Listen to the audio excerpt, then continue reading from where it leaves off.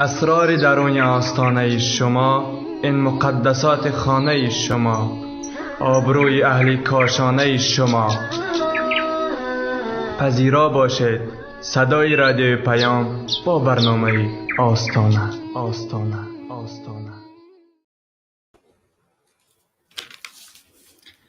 به نام الله بخشنده مهربان. السلام علیکم و رحمت الله و برکاته.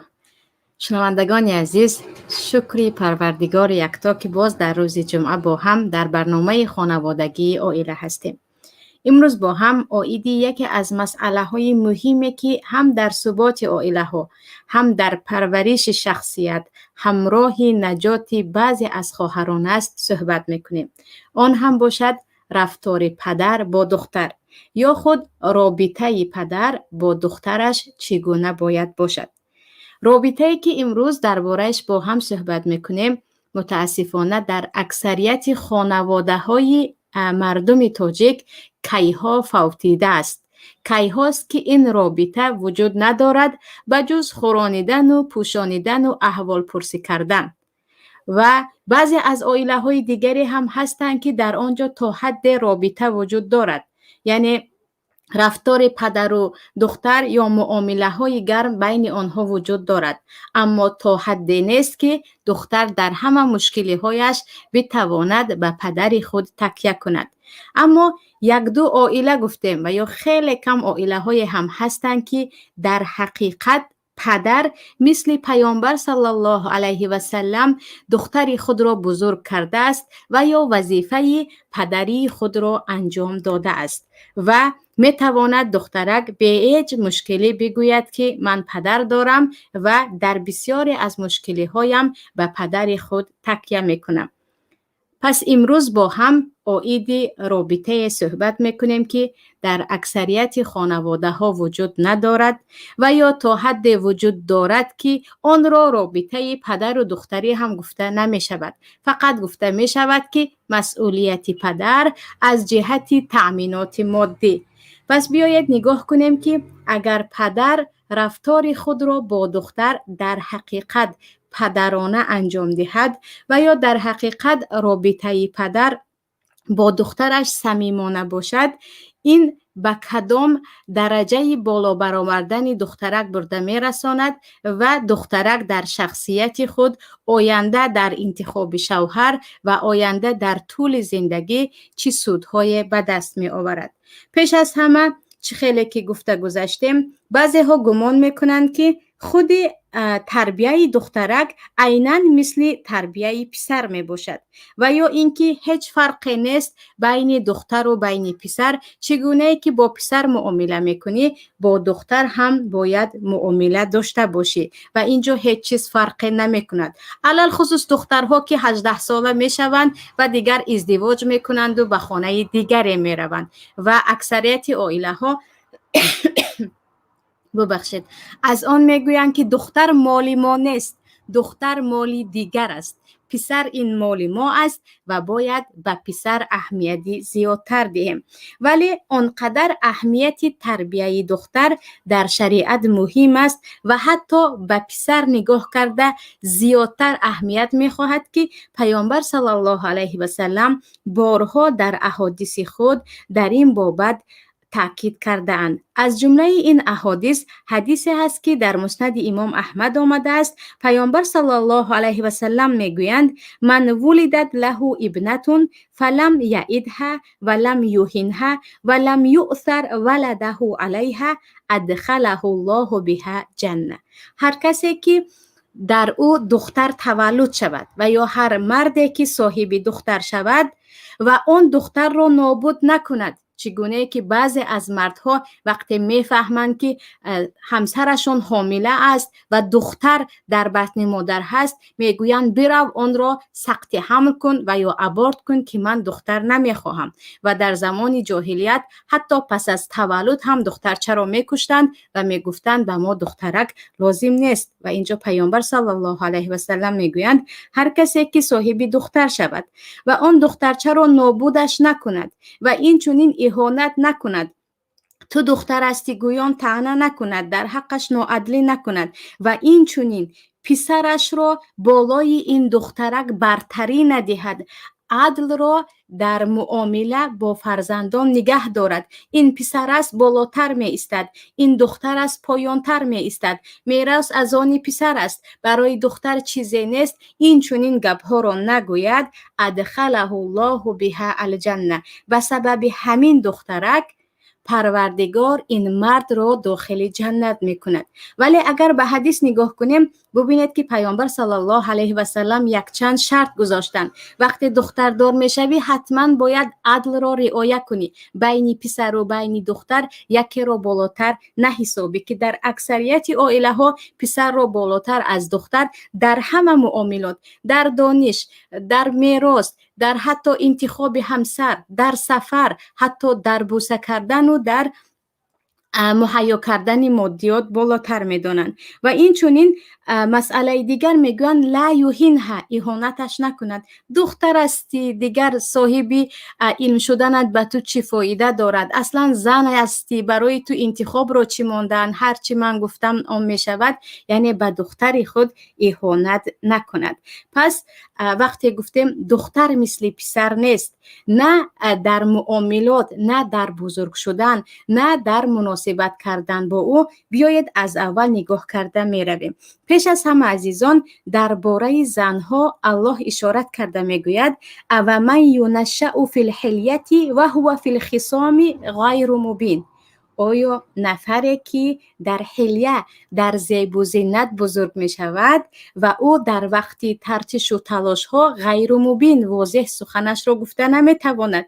یعنی زن با طبیعت خود چنان است که زیب و زینت را دوست می دارد. او دوست می دارد کسی او را تعریف کند، او دوست می دارد کسی از زیبایی او صحبت کند و عموما دوست می دارد غرق زیب و زینت باشد، چه از لباس باشد، چه از مجوهرات باشد، چه از چیزهای دیگر. و البته که فی الخصام غیر مبین، وقتی جنگ و جنجال میکنید، تلاش میکنید، گپ خودش را حق خودش را گفته نمیتواند. اکثریت گلوگیر میشوند، اکثریت گریه میکنند و سخن خود را گفته نمیتوانند، اکثریت در همان لحظه الکی سکته میکنند و از ترس دیگر چیزی به زبان نمی آورند. برای همین هر پدری که صاحب دختر می شود، نه من دختر خود را قوی بزرگ میکنم، من نمیخواهم دختری من نازنازی شود، من میخواهم مثل مردها شود. یا اینکه بعضی پدرهایی هستند که تمام کارهای سنگین را بالای دخترک خود میگذارند، میگویند مثل برادرت کار میکنی،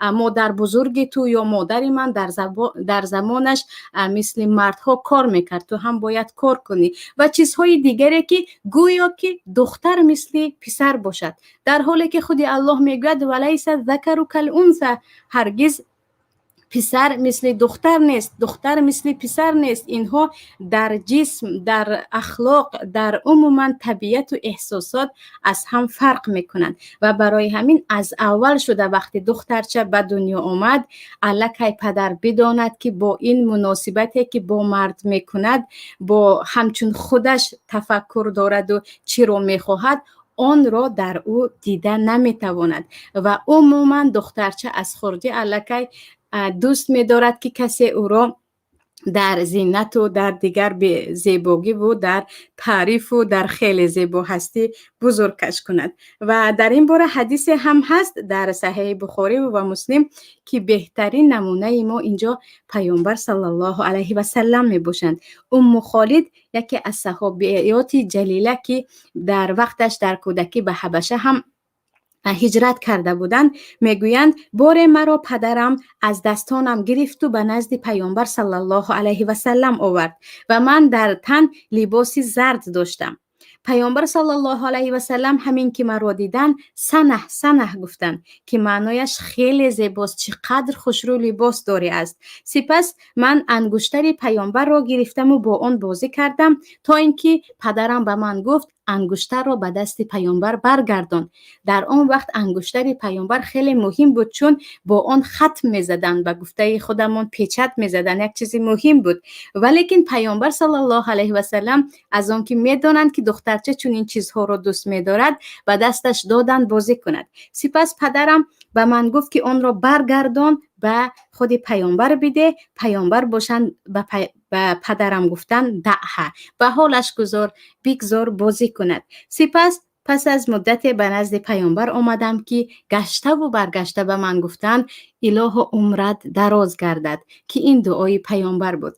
اگر به خود قصه نگاه کنیم، با مجردی آن که دخترچه میده یک را در یک لباس زرد دیدن، شاید که یک لباس عادی هم باشد، پیامبر صلی الله علیه و سلم میگویند وای که چقدر لباس زیبا داری، چون زنها دخترچه ها این را دوست میدارند و پدرهایی که عموما در حیاتشون به دخترک خود چقدر زیبا شدی، امروز از دیروز هم زیبا هستی، لباسات برای تو زیبید، مویهایت خوشرو است، این چیزها رو میگویند خیلی کم است و گویا که گمان میکنند که این یک مسخره بازی است یا عموما از این چیز چی فایده باشد، به جای این مثلا دیگر چیز گوییم و دیگر چیز مشغول شویم. و حتی ببخشید پدرهای هم هستند که در جوانی به یک زنهای نامحرم و بکیها تعریف و توصیف کردگی هستند، اما زمانی که دخترکشان در نزدشان بزرگ شده ایستاده است و این چیز رو دخترک اول شده از پدر انتظار است، چیزی به زبان نمی آورند و گویا که این عیب باشد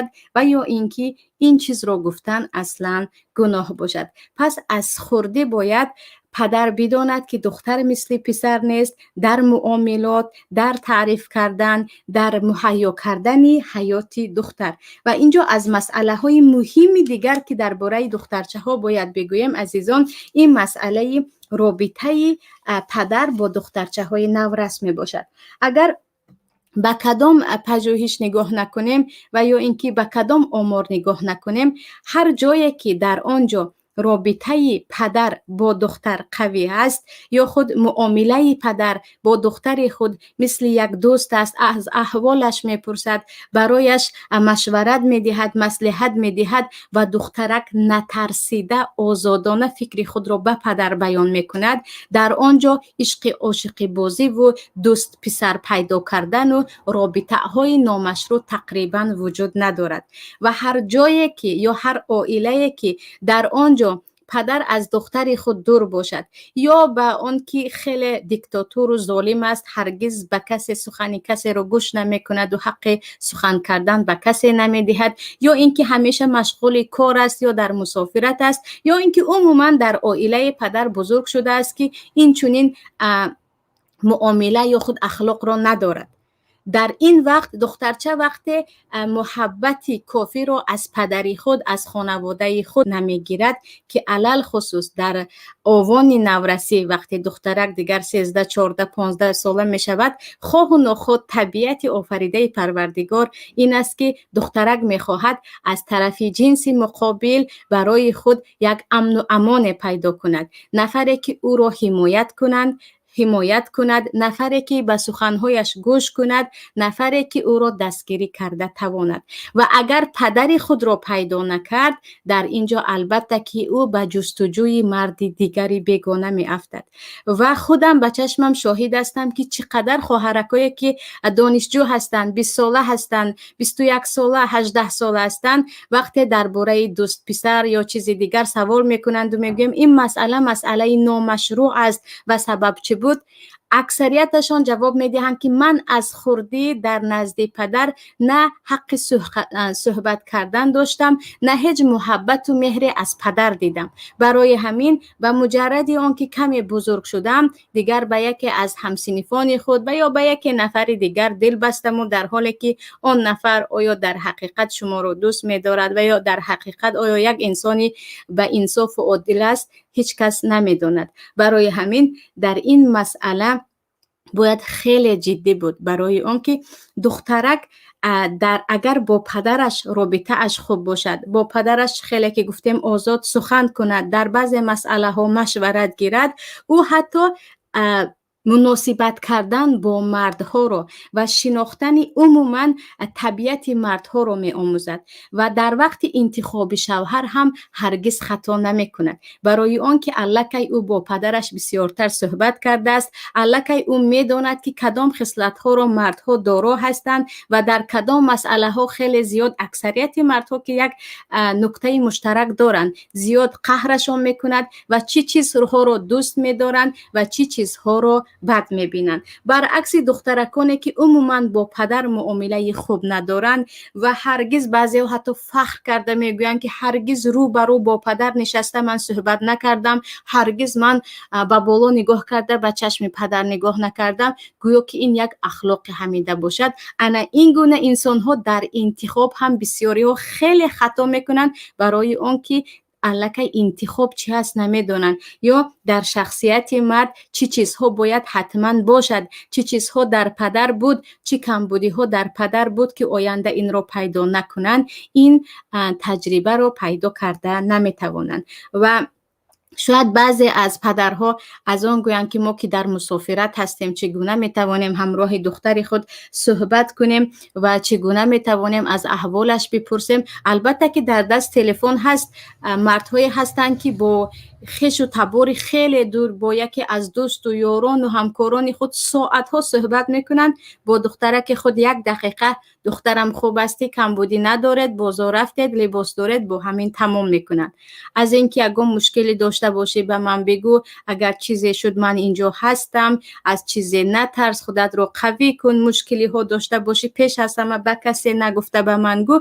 از این سخنها رو بعضی خواهرها در حیاتشان حتی پس از 50 سالگی و 60 سالگی هم از پدری خود شنیده نیستند و خیلی جای تأسف است که مشکلی دختر رو آخران شده پدر با خبر می شود. دخترک ماها در مشکلات است، هفته ها هست که خواب ندارد، یا ظلم از طرف شوهر می بیند، یا اینکه ظلم از طرف خانواده شوهر می بیند، یا عموما شوهر نکرده است و یک نامرده به تو عاشقم گفت و او را فریب کرد و دخترک در مشکلات زیاد است، پدر خبر ندارد.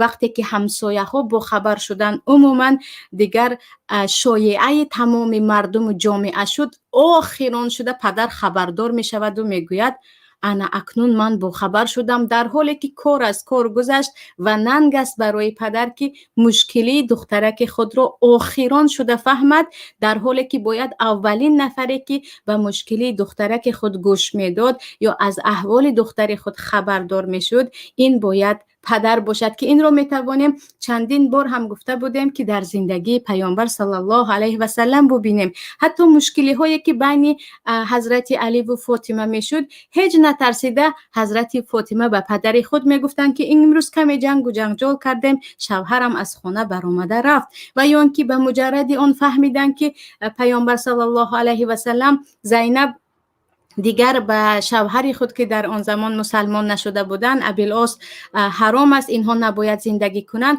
گفتند شتاب زینب به نزد من بیاید، در نزد خانه های همسرم به نزدش خانه می سازیم و در آنجا زندگی می کند، نگاه و بین دخترکم دیگر در دست من است. و تمامی مشکلی ها را دخترک می توانست به یگان ترس، به یگان واهمه برود و به پدر گوید. و اینجا خواهرانی هستند که از این که خیلی زیاد وقتهای آخر درباره زندگی شخصی خود خواهرها مشورت میپرسند، خیلی زیاد درباره ظلم صحبت میکنند و وقتی گفتم پدر اگر داشته باشید حتما پدر که ولی شما هست همراهش صحبت کنید، بگذار با شوهر شما همچون دو مرد با هم صحبت کنند، مردها همدیگر رو خوب میفهمند. یک پدر شما بپرسد که شوهر شما چه مشکلی دارد، خواهرها میگویند امان پدرم نفهمد، اگر پدرم فهمید مرا بدتر میکند، دعای بد میکند، میگوید تو خودت این شوهر رو انتخاب کرده بودی، یا اینکه میگوید در وقتش به سخن من گوش کرده نبودی، یا اینکه پدری من خیلی انسانی بیمار و خسته است، اگر از مشکلی های ما فهمید یک باره بیمار می شود. یعنی ببینید که شخصیت یک پدر یا خیلی دیکتاتور و ظالم است که در همه مشکلی ها خودت حل کن گناه در تو بود میگوید، یا حالتایی هست که اونقدر پدر ضعیف است با اون همه جثه مردانگی و با اون همه شکل مردانگی اونقدر روحیه یا خود وجدانی ضعیف دارد که دخترک نمیتواند از مشکلیش برود و به او گوید. برعکس به یکی از همسایه ها و یا یکی از خویش دور و یا حتی حالت هایی هست که از طریق اینترنت به یک مرد بیگانه از مشکلات خود سخن میکند و از یک نفری که عموما آیا اون انسان اهل عدل و انصاف و مشورت هست یا نیست نفهمیده و او درد دل میکند، در حالی که پدر در خانه هست زنده و سلامت در بالای سر ایستاده است. پس پدران عزیز یا خود برادرانی که پدر هستید یا پدر میشوید، خیلی به این مسئله باید جدی باشیم. طور از کودکی پدر با دختر مناسبت داشته باشد که دخترک نترسیده، نه هراسیده، نه لرزیده مشکلاتش را بگوید، خطاگیش را بگوید که پدر جان من چنین خطا کردم، کاش نمی کردم، یا بگوید که در چنین مشکلی هستم به من کمک لازم است و اولین کسی که هستید این شما هستید که البته میدانیم یگانه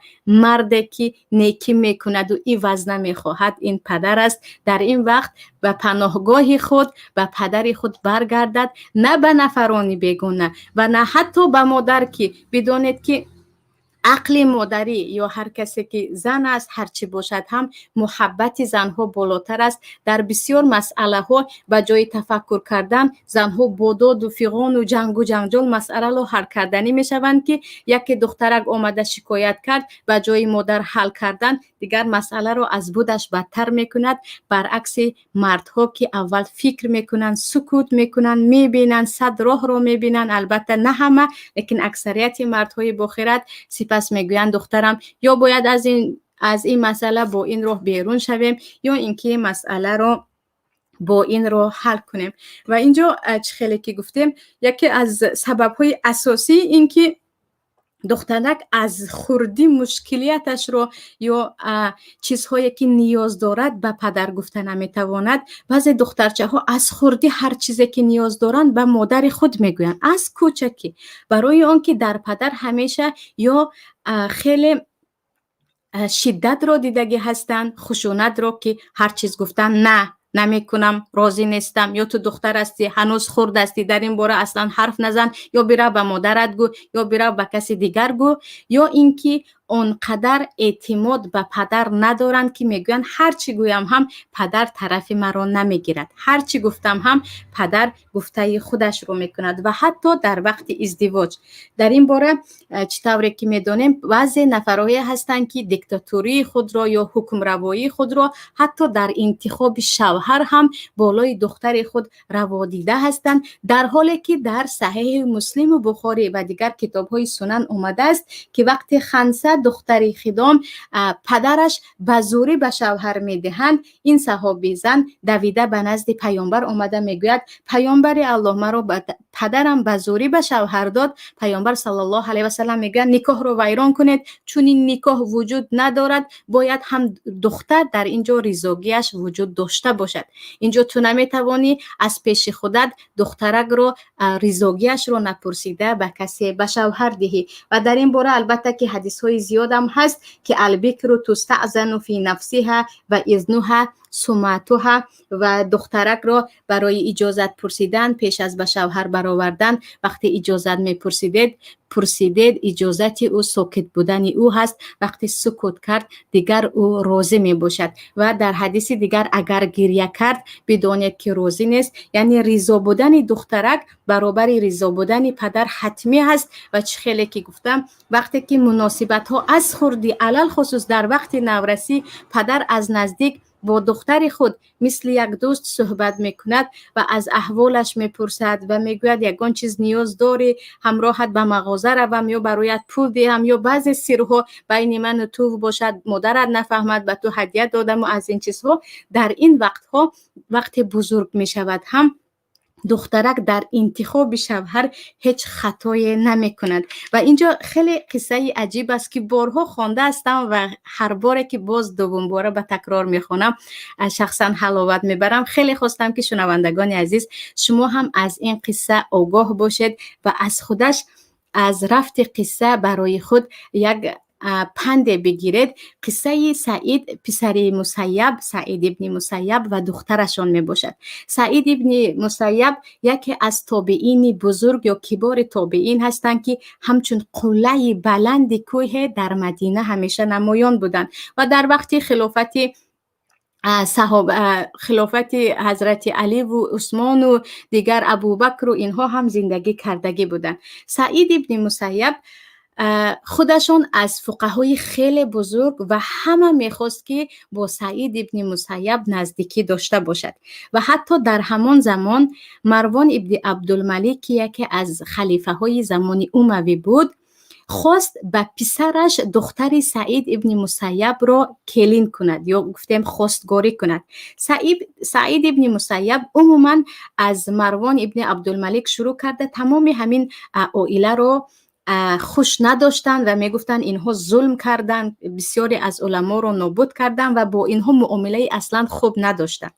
و همین که مروان به دختر سعید ابن مسیب خواستگار می شود، سعید ابن مسیب رد می کنند، می گویند اگرچه خلیفه باشد هم من دخترم را به او نمی دهم. در آن زمان مروان که عموما خلفای مسلمان گفتیم پادشاهی یک چند کشور بود، البته که به تعجب می افتاد که چگونه به پسر منی که همه می خواهد در نزد من باشد، به من نزدیک باشد، در حمایه من باشد، سعید دخترش را نگفت. در این حال سعید ابن مسیب دختر خود را به پسر خلیفه نمیدهند، اما به یک چند نفر، زیاده گفتیم از 40-50 نفر هر روز در مسجد مدینه درس میدادند، درس حدیث و فقه و دیگر درس ها. یکی از شاگردهایشان ابوالوداع بود. ابوالوداع یک مرد خیلی کمبغلی که در درس های سعید اشتراک میکرد. بار سعید میبینند که یک چند روز ابوالوداع نآمد. سپس وقتی ابوالوداع را پس از 3 روزی غیاب از درس ها میبینند، میگویند ابوالوداع به تو چی شد که 3 روز است که در درس وجود نداری؟ ابوالوداع میگوید من همسر داشتم، همسرم وفات کرد، به جنازه و دیگر عزاداری کمی مشغول شدم، برای همین اومده نتوانستم. سعید میگویند آیا میخواهی ازدواج کنی بار دوم، تو که جوان است؟ یعنی ابوالوداع جوان بودن، جوان استی، همسرت هم ففتیده است، میخواهی باز ازدواج کنی؟ ابوالوداع میگویند استاد من که فقط 2 تنگه دارم، هیچ پول ندارم، زندگیم اصلا خوب نیست، چگونه من میتوانم باز ازدواج کنم و کیست آنی که به من غریب دختر بدهد؟ سعید ابن مسیب در همان مجلس در مسجد میگویند مردم آگاه شوید، من دختر خود را به ابوالوداع دادم، دخترم را به این دادم و دختر من عروسی این است. و ابوالوداع از این تماما از خود میروند. یعنی چگونه سعید ابن مسیب عالمی که تمام مدینه میشناسد و حتی به دخترش خلیفه خواستگار بود، به من کمبغل مسکین دخترش را داد. سپس حیران مثل خواب و خیال به خانه برمیگردند. همان روز روزدار هم بودند. به خانه آمده در دست یک پاره نان و کمی روغن زیتون چیزی نداشتند. آن را خورده می ایستند که آوازی در می شود و از داخل میگویند کیستی تو؟ و از بیرون صدا میبراید که من سعید هستم. ابوالوداع میگویند تمام سعیدهایی که در مدینه وجود داشتند به عقلم رسید به جز سعید ابن مسیب که هرگز فکر نمیکردم به خانه فقیرانه من بیاید، برای اون که این عالم نفری بود که خانه اش میرفت مسجد می آمد، خانه اش میرفت مسجد می آمد، کسی به خانه کسی نمیرفت، وقت هم نداشت و خیلی آبرومند بود. و میگن سعید که باشد گویان در را باز کردم که میبینم که سعید ابن مسیب رو برویم هست و در پسی خود دخترش را هم آورده است. سپس گفتم استاد شما چرا آمدید؟ اگر خبر میکردید که من میرفتم. سعید ابن مسیب گفت نه، باید من آیم، تو دختری مرا ازدواج کردی، نباید امروز تنها باشی و من نخواستم که هر دو شما جدا باشید. و دخترش را میگوید به داخل خانه من کمی اسور کرد که یک باره دخترک از شرم از پا افتید، یعنی به زمین غلطید. سپس میگوید با همین سعید ابن مسیب رفت. من از خرسندی چیکار کردن را نتوانسته دیگر به تمام خانه های همسایه ها داد و فغان کردم که آیا میدانید به خانه هم سعید ابن مسیب آمد، حتی دخترش را به من ازدواج کنانید. سپس مادرم دویده آمد و گفت نه، باید این عروس است، مثل عروس به خانه ات با آرایش عروسی آید و خانه رو هم برای توی آماده کنیم و برای ما 3 روز وقت میدهی. میگوید پس از 3 روز من به نزد عروسم در آمدم، دیدم که زیباترین زنی هست که در حیات خود دیده بودم و فقیه ترین، یعنی عالم ترین زنی که همه علم ها در نزدش بود. اگر سخن میکرد بجز سخنهای با مضمون چیزی دیگری نمیگفت. اگر سکوت میکرد آرامانه خاموش می ایستاد. و به او گفتم که من الان به نزد درس پدرت می روم و من گفت علم سعید در دست من است، علم پدرم در من است، می توانی در نزد من درس بخوانی. و دیدم که اون چیزی که پدرش می داند دختر هم می داند. و عزیزان نگاه کنید که سعید ابن مسیب اینجا بعضی ها شاید بگویند که دخترش رو بی‌ریزگی داد، شاید آنقدر معامله پدر و دختر با هم پیوست بود که دخترک کیها پیش گفته بود که پدر جان هر کسی که شما می خواهید من به اون راضی هستم. و چیز دیگر اینجا در آن است که میگوید دخترک اون علمی که پدر داشت در خودش داشت و به من حتی گفت که علم سعید در دست من است. سپس ابوالوداع میگویند پس از 1 ماه به درس سعید ابن مسیب رفتم، پس از 1 ماه عروسی. سپس پس از آن که همه پراکنده شدن، سعید ابن مسیب استازم فقیه آن زمان، تابعین بزرگ مرا جیغ زدند و گفتند مهمانت چطور است؟ نگفتند دختری من چطور است، گفتند مهمانت چطور است؟ گفتم بهترین است، در بهترین احوال است. هر کسی که مرا دوست بدارد به این خرسندی من خرسند می شود. هر کسی که دشمن من باشد این همسر مرا دیده از رشک و از دیگر بدبینی می میرد. سپس سعید ابن مسیب گفتند اگر خطای دیدی می توانی حتی چوب دست بزنی و به من مقدار زیادی پول را دادن که با این زندگیت را دوام ده. و درباره همسر خود، درباره دختر خود سعید ابن مسیب، ابوالوداع آنچنان تعریف میکنند که هم در علمش، هم در حسنش، هم در زیبایی کلامش. و عجیبش این است که همه این را دخترک از پدر خود گرفته بود، از مادر نه. خیلی که اکثریت مردها میگن برو تربیه تو در نزد مادرت است، یعنی دخترک باید از مادر همه چیز را یاد بگیرد. وقتی دیدید که مادر از اهل علم نیست، مادر تربیه داده نمیتواند، باید مسئولیت تربیه رو پدر به دوش گیرد. خودش نمیتواند مربیه استاد برای دختر خود تعیین کند که درباره علمایی که دختر خود را مثل خود بزرگ کرده بودند، مثل امام مالک که دخترشان کلی کتاب امام مالک موطا را حفظ کرده بود، حتی از پس پرده شاگردها وقتی خطا میکرد دختر امام مالک به جای پدر تصحیح میکرد و درست میکرد. قصه ها زیاد است ولی اینجا این قصه رو گفتیم تا که بدانیم که پدر میتواند دختر خود را به اوج اعلا رساند، به جای رساند که در همه حالت هیچ نامرد بالای دخترک خیانت کرده نتواند، از ترس پدر دختر یا از اینکه دخترک حمایه قوی دارد. اما وقتی پدر خودش مسئولیت پدری رو فقط خورانیدن و پوشانیدن و خانه و دیگر جیز میگویم سر و تن توی میداند، در این وقت دخترک اول شده خودش همیشه خودش رو بی‌پناه حس میکند، مگر اینکه بعضی ها هستند که اگرچه کسی حمایتشان نکند هم قوی هستند. اما در اکثریت احوال دخترک چنان ضعیف بزرگ می شود و چنان نمی شود که هر کس می تواند بالایش اهانت کند، بالایش هر چیزی میگوید بگوید، زیرا میداند که در اینجا هیچ پناه دهنده برای این نیست. و مسئله دیگری مهم عزیزان، این مسئله بعد از ازدواج است. خیلی از پدرها، خیلی از مردها متاسفانه، امروز خطاب من زیادتر به پدرها شد چون مسئله در این باره است، گمان میکنند که همین که دخترک دیگر لباس عروسی یا به گفت خودشان چادر به سر گرفت، او دیگر کلا مسئولیتش تمام شد. او دیگر مردهش هم زندهش هم در خانه شوهر است، گرسنگیش هم سیریش هم در خانه شوهر است. و خیلی عجیب یک نصیحت هم هست، امروز از این خانه با لباس سفید میبرایی، از اون خانه با لباس سفید میبرایی، یعنی مرده از همون خانه برای نباید. باز چیزی دیگر در آن است که دیگر مرگ و زندگی در همان خانه است، یا اینکه هر چی باشد باید صبر کنی، از آنجا خبر نبیار، هر چی شد خودت حل کن. عزیزان، زن نمیتواند، علل خصوص دختره که 18 ساله 19 ساله نمیتواند هر چیز را خودش حل کند. او به خانه عائله میرود که عموما نمیشناسد. او نباید یکتا با شوهر، با کل یک قبیله گفتیم زبان یکتا کند، با همه آنها صحبت کرده تواند، مراسو کرده تواند، فهمیده تواند. اینجا حتما باید کمک پدر و مادر، علل خصوص حمایت پدر، مشورتی با خردانه پدر لازم است.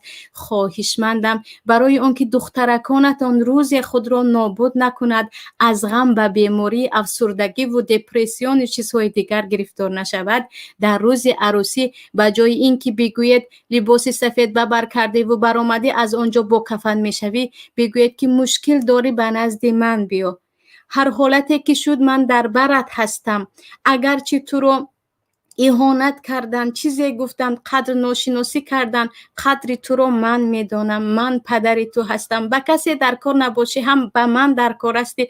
یعنی چیزی بگوید که دخترک داند که مکانی هست که به او پناه میدهند، حالتهایی هست که او رو بیرون میکنن، اما پدرش هست که به او درهایش باز است. نمیگوید که بیرو صبر کن، هرچی هست آن رو ببین و بکش و بساز، دیگر زندگی این است. نه بیا که من به تو کمک میکنم، در همه حالت در برت هستم. یعنی این سخنها رو باید دخترها از پدرها بشنوند که خیلی کم هستند پدرهایی که با چنین نصیحت دختر خود را از خانه به خانه شوهر گسیل میکنند. این بود عزیزان درباره موضوع امروزه. حالا باشد میبینیم با سوالها و انشالله که تا قدر توان در مشورت یا پاسخ سوالهای شما هستیم.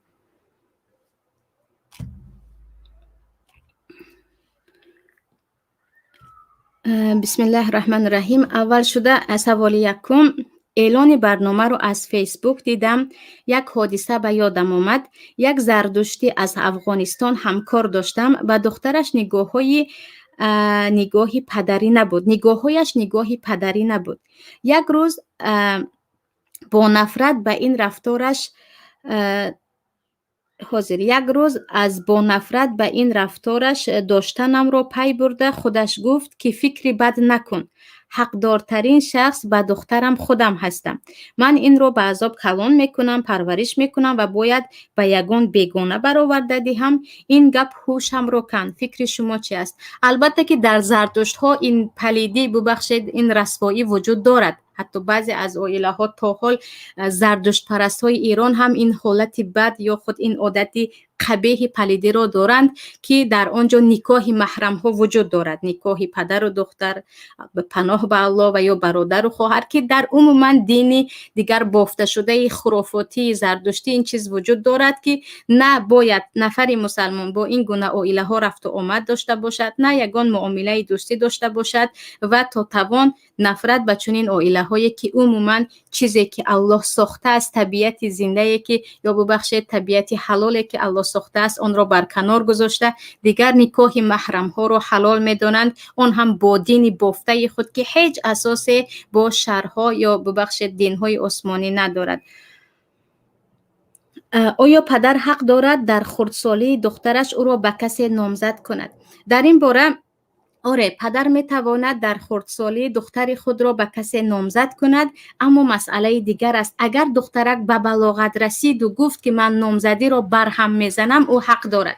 در این باره خیلی زیاد مسئله ها در کتب فقه آمده است. دخترکی که در خردسالی نامزد کردن، هر وقتی که بزرگ شد و نامزدی خود را نخواست، بعد از عقلش در آمدن و به بلاغت رسیدن، در همان دقیقه حق دارد که به پدر بگوید که نامزدی را ویران کن، من این انسان را نمیخواهم. و برای پدر واجب هست که سخن دختری خود را گوش کند.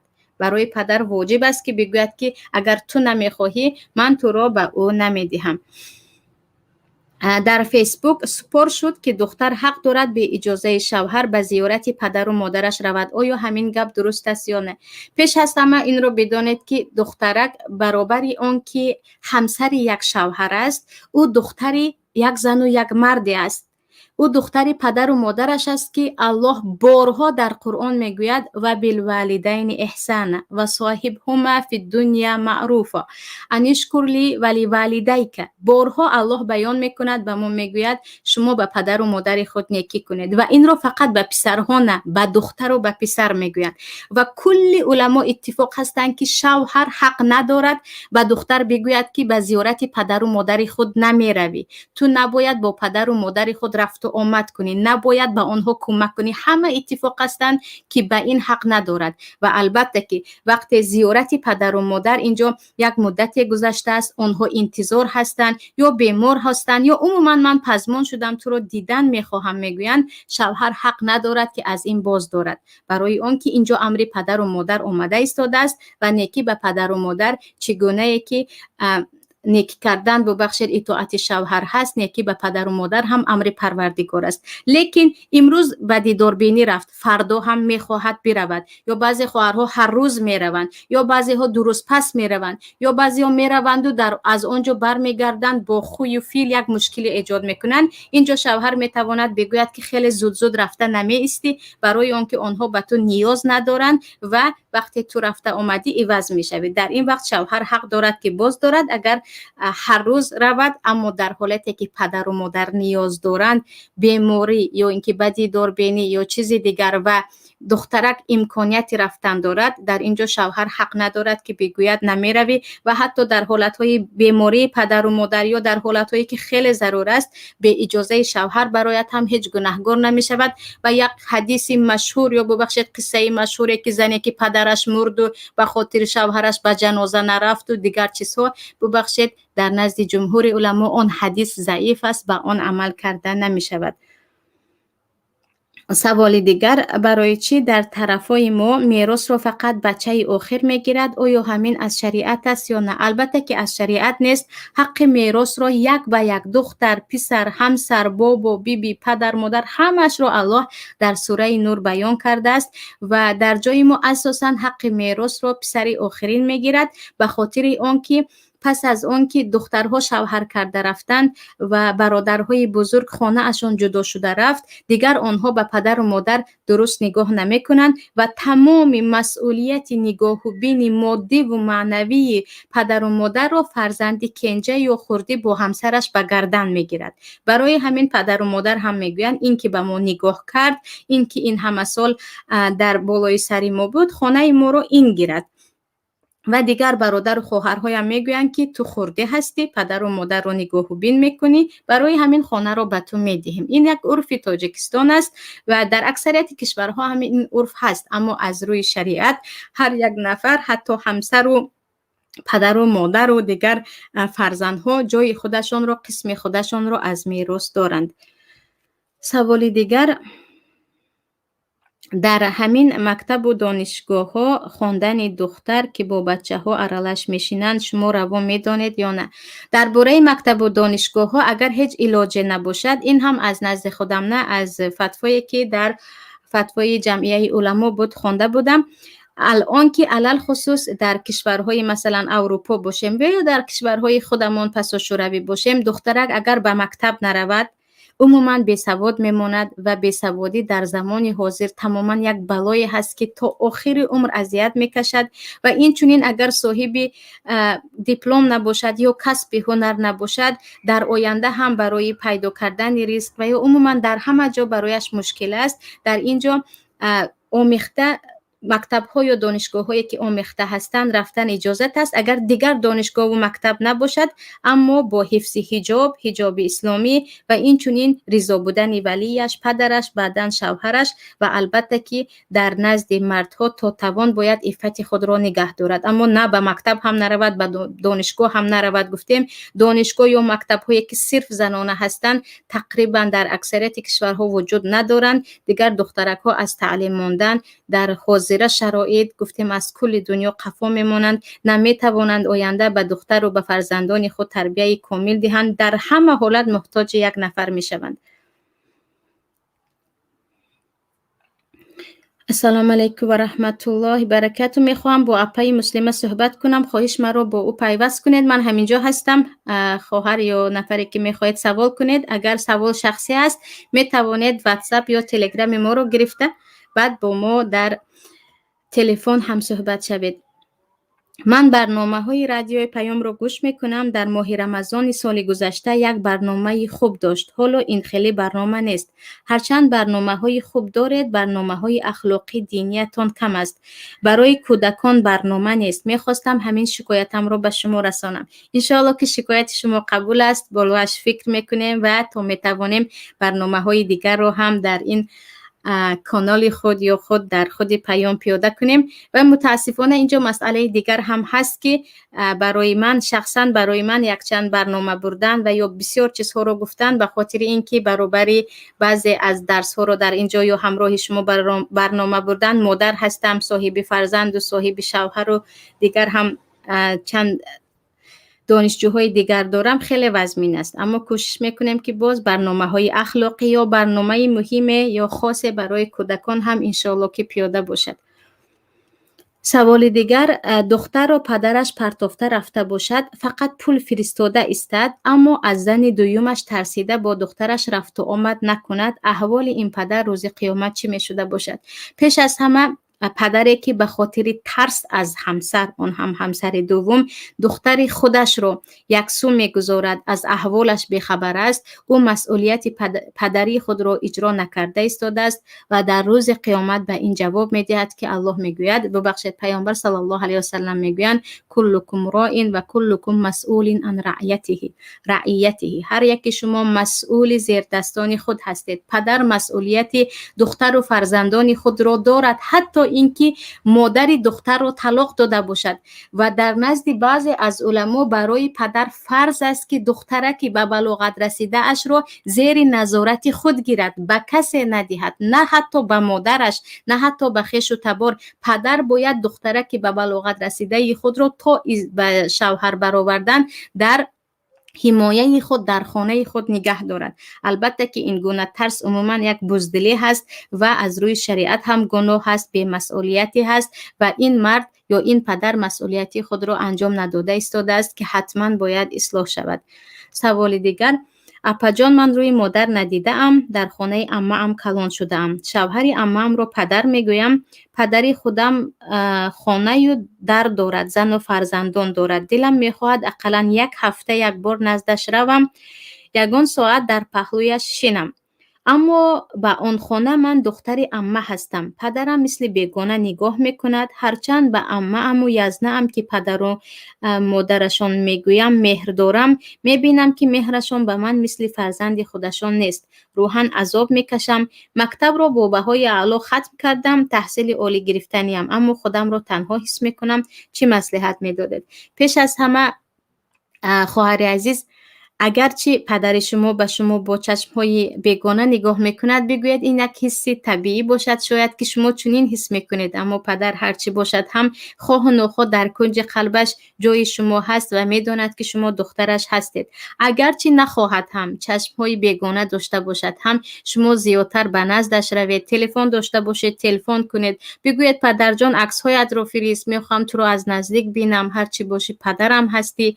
و هر وقتی که شما زیادتر به او نزدیکی کردید، او هم به شما نزدیک شدن میگیرند و چه خیلی که میگویند مهر انسان در چشمش است، چقدر که زیاد هم دیگر رو دیدید خوب میشوید. همین شاید یک سال شد خواهره که هم عیناً مثل شما مشکلی داشت و من گفته بود که پدر و مادرم از هم جدا هستند و مرا مادرم با شوهرش بزرگ کرد و پدری اصلی ام، یعنی پدری خودم، بار مرا سراغ نکرده است و من الان صاحب 2 فرزند هستم. وقتی به خواهر گفتم که اگر چی سراغ نکند او پدر هست، حق پدری دارد، به خانه اش برو، از احوالش بپرس، میبینی که خوشحال میشود، با تو پیوست میشود. پس از مدتی گفت که عیناً گفته شما شد. وقتی به خانه اش رفتم گریه کنان، در اول میگوید خیلی با چشم بیگانه نگاه کرد، گویا که از من میترسید، یعنی هراس داشت. اما در وقتی که یک روز درست در نزدش نشستم گریه کنان مرا گسیلانید که همیشه در من برای تو باز است، همیشه میتوانی بیایی. شما هم اگرچه او چشمای بیگانه دارد، قطعش بسیار صحبت کنید، به او بگویید که من دخترت هستم، به تو نیاز دارم، یعنی نترسیده. در جای ما یک چیزی بیزیب خجالت است. ما از حق را گفتن، ابراز محبت کردن خجالت میکشیم، از دشنام کردن، طعنه کردن، لعنت کردن هیچ خجالت نمیکشیم. دخترک به جای اینکه به پدر خود بگوید خیلی دوستت میدارم، به تو نیاز دارم، میگه نه من شرم دارم، از این خجالت میکشم، اما به یک کسی بیگانه گفته میتواند. یا پدر هم به جای این مثلا به دختر خود نوازش کنند، میگوید ما خجالت میکشیم، این چیز در عرف ما نیست. و اما اون عرفای مذمت شده تحقیر و حقارت و دشنام همه دارند و کسی از اون خجالت نمیکشند. برای همین خجالت را یکسو گذارید. اون حسی به خود باوری نداشتن رو، یا اینکه یک پدرم مرا میراند یا که مرا دوست نمیدارد رو یکسو گذارید و پرده ها رو بالا کرده بگوید که من اگرچه در این خانه پدر و مادری نامکی دارم، لیکن محتاج تو هستم و میخواهم به تو نزدیک باشم. سوال دیگر: السلام علیکم اپا جان، 2 پسر دارم، شوهرم فرزندانم رو حقارت میکند و حقارت ها رو نخوانم بهترش 10 ساله به این خیل مرد زندگی کردن درست است یا نه؟ علیکم السلام. وقتی گفتید دشنام و حقارت، البته دوامش رو توضیح کردن اولا حتمی نیست. خواهرم من میفهمم که چی دشنام اساسا و گفتی خودمون ماده است در تاجیکستان، لیکن خواهر عزیز ببینید که آیا این شوهر شما همیشه دشنام میکند یا گاه گاهه، و بجز اینکه دشنام میکند باز چی مشکلی ها دارد. یعنی یک باره من نمیتوانم به شما بگویم که از او طلاق بگیرید یا با او زندگی کنید. برابر این حتما وقتی که 2 پسرتون 10 ساله و 12 ساله است، یگان اخلاق خوب هم دارد که تا امسال با او زندگی کردید.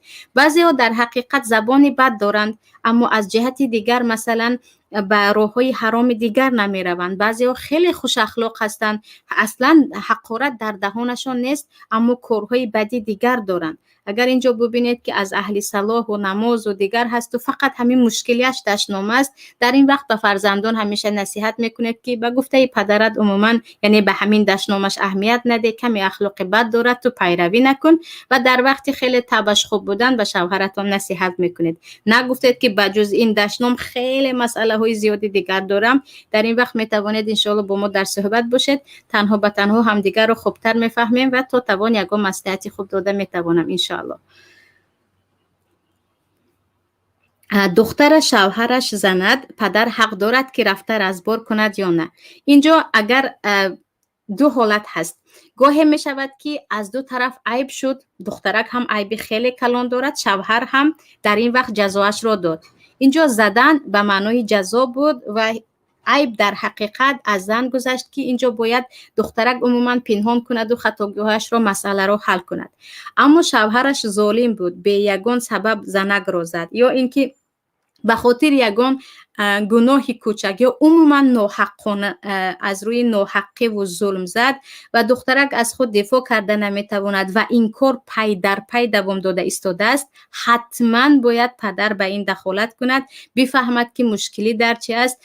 و خیلی از عائله هایی هستند، ببخشید خواهرهایی هستند که زیر شرطه و ضرب شوهر به بیماری رسیدگی هستند، بسیار دردسر دائمی، بعضی ها فراموش خاطری، بعضی ها تماما عصبی شده رفتگی هستند. اگر بردوام شوهر میزند، حتما دخترک به ولیش، به پدرش، پدر نداشته باشد برادرش، دیگر تقایش، عموش شکایت کند و این مسئله رو حل کند. اگر چنین بیماری زننداری داشته باشد که بعضی مردها دارند، بهترش این که از این جدا شود تا اینکه سلامتیش رو از دست ندهد. سوال دیگر: پدری من خانه ما خبرگیری نمی آید، میگوید خانه داماد شرم دارم تنجی باشد شد، تو بیا مرا خبر گیر. میگم آخر بیا نبیره هایت خبر گیر، نمیگوید شما بیاین. آره خیلی که در بالا گفتم، ما چونین یک عرفی بیزیب داریم، عرفی که پدر به خانه داماد برای رفتن شرم میکند، داماد برای خانه خسر آمدن شرم میکند و داماد از مشکلی های اویلوی یا بعضی مسئله هایی که شاید در خانه شد و اگر به خسورش گوید مسئله حل می شود گفتن شرم میکنند. یعنی ما خیلی یک شرم بیزیب داریم که در اصل عموما چی گویم از پرابلم گریختن است یا عموما یک مسئله عجیب است، لیکن باید شرم ها به کنار رود و اگر از روی شریعت گویم حتما باید پدر به خبرگیری دختر خانه‌دار شده اش رود که انشالله در این باره هم پس از ازدواج معامله پیامبر صلی الله علیه و سلم با دخترانشان چگونه بود صحبت میکنیم. پیامبر صلی الله علیه و سلم حتی نصفه شب به خانه فاطمه رفته بودند، حتی سحری رفته بودند، در همه احوال خبر میگرفتند که حالت چی است دخترم، چی مشکلی داری، به چی چیز نیاز داری. سوال دیگر، از اینترنت از نکمست و با یک دختر شناس شدیم، خودش راضی، پدرش اجازه نمیتید که بلیتش را گیرم بیاید پیش من نکاح کنیم. همین کار آتش از انصاف نمیموند دخترش را شوهر کند. پیش از همه اینجا حتما بدانیم که برای چی نمیموند. برای اینکه اکثریت اینترنت نکمست و یا شناسایی از طریق اینترنت آخرش به وای داد کشیده است. نفرانی که از طریق اینترنت شناس شدند اکثریت پدرها به آن باوری دارند که آن مردی که در اینترنت خودش را شناس میکند همانی نیست که در حقیقت هست. شاید از این ترسد. اگر خیلی میخواهید ازدواج کنید، شرایط داشته باشید، البته میتوانید با پدرش صحبت کنید تنها به تنها، یا که یک سری پدرتان یا یگان نفری خود را همچون خواستگار به خانه اشان فرستید، یا پدر داشته باشید پدرتان با پدرش صحبت کند که در این وقت او میگوید ما را احترام کرد، قدر ما را دانست. شاید پدر در اینجا فکر کرده ایستاده باشد که چخیل از من اجازه نپرسید، چخیل من او را نمیشناسم، عائله‌اش را نمیشناسم، دخترش را میفرستم. برای همین مسئله را از دیگر رو حل کردن رو کوشش کنید و انشالله زمانی می شود که خودتان پدر می شوید میفهمید که این پدر کاری که الان کرده ایستاده است در حقیقت تا حد ببخشید حق هم داشته است. سوال آخران به فکرم عزیزان. السلام علیکم و رحمت الله و برکاته. استاد جان، اگر زن از شوهرش جدا شود چگونه با فرزندانش واخوری کند؟ این شوهر برای این زن بیگانه می شود، پس چی کار کند؟ و علیکم السلام و رحمت الله و برکاته. خواهر جان، اینجا وقتی که مرد می آید و از دست زنش فرزندانش را گرفته می رود یا به خاطر فرزندها تلفنی یگان چیز می گوید، اینجا گناه نیست. این زن که با این مرد تنها به تنها به جای نمی روند و این را دانسته مانیم که صحبت کردن مرد و زن همیشه گناه کبیره نیست. گاهی می شود که ضرورت است حتما درباره مسئله صحبت داشته باشند و البته که می تواند بیاید از در خانه گیران رود یا می تواند زنک بگوید که بچه ها در پایان انتظار تو هستند، آنها را نه. اگر خیلی میترسد، اگر یگان خویش و تبار داشته باشد، در همان روز فرزندان را به خانه خویش و تبار فرستد و گوید که از خانه فلانی خویشم آمده فرزندان را گیر. اما همین را دانید که با شوهری که طلاق داد عموما صحبت کردن حرام است، با او روبرو شدن حرام است، چون این گپ وجود ندارد و گفته بودیم که در ما بعضی از صحابه هایی که از همسر خود جدا شدند و صحبت هایشان هست در آثار آمدگی هست. و عزیزان، دیگر وقتی ما هم به پایان رسیده ایستاده است، خیلی دقیقه های محدود داریم. باز میخواهم در آخر به سمع شما عزیزان برسانم که مقصد از این برنامه های خانوادگی که در پیام می رود یا عموما به گوش شما عزیزان می رسد، نه مقصد ما جمع کردن لایک است، نه زیاد شدن پرسموت رو از جای پول گرفتن است. مقصد این است که عائله های شما آباد باشد، حق به گوش شما برسد، قدر خود و قدر عزیزان خود را دانید تا که رابطه و دختر و پدر، زن و شوهر، فرزندان همه با هم قوی باشد. اگر عائله مستحکم و آرام دارید، دیگر جامعه مستحکم و آرام هم به دست شما می رسد. آرامش قلبی هم به شما می آید. بگذار عائله ها قوی باشند، بگذار رابطه ها از روی شرم و حیا و دیگر مذمت ها نه، از روی صمیمیت، از روی حق گفتن، حق را گفتن و شنیدن پایدار باشد و همیشه سعادت آباد در خانواده یک شما همیشه حکم روایی کند. تا برنامه های دیگر در پناه الله یگانه باشید. السلام علیکم و رحمت الله و برکاته. اسرار درون آستانه شما، این مقدسات خانه شما، آبروی اهل کاشانه شما. پذیرا باشید صدای رادیو پیام با برنامه آستانه.